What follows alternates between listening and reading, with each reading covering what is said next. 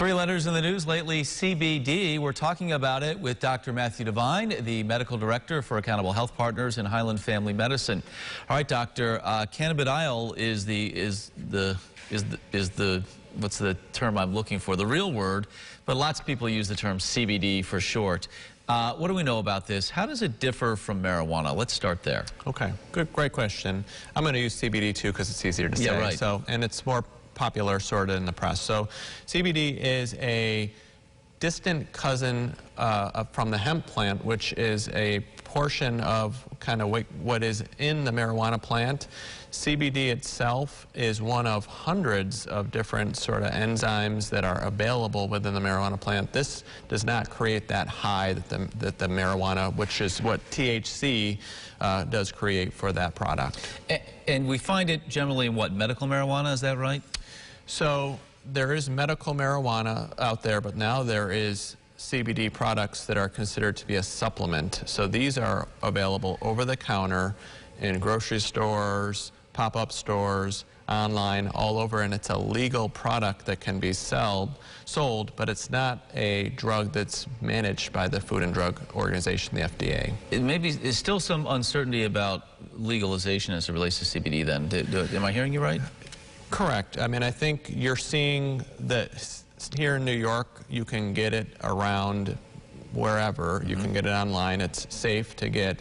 I think the main thing is that, again, the FDA is not regulating that product per se, so the components of that you want to make sure have that CBD component within it. Okay. If that makes sense. It does. Let's talk about the health benefits. Why are people using CBD? So there's lots of research still ongoing, and I think that's been some of the limitation, is that there hasn't been a lot of research on these products. But the big one is it's been helpful in anti-epilepsy or seizure activity in young kids. It's been shown to be helpful in chronic pain, joint pain, insomnia, some anxiety type conditions as well. Is it safe?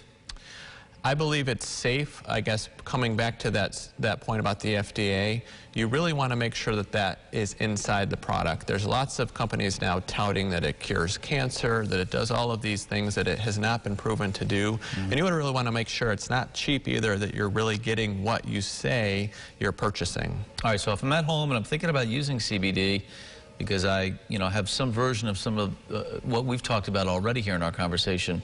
Bottom line it for us. What should I be thinking? You should be thinking, where is the product from? Who's the manufacturer of that? What facilities was it coming from? You can talk to your medical clinician or provider to kind of see what do they recommend as far as why are you taking this, so that you make sure that you're not just taking it into your own hands. Okay. Probably a good finishing point, and for folks watching, a great starting point. Talk to your doctor. Thank you as always. Appreciate it. Thank you. CBD, that's our conversation. If you missed any of it, we'll share it online. You'll find it posted at rochesterfirst.com.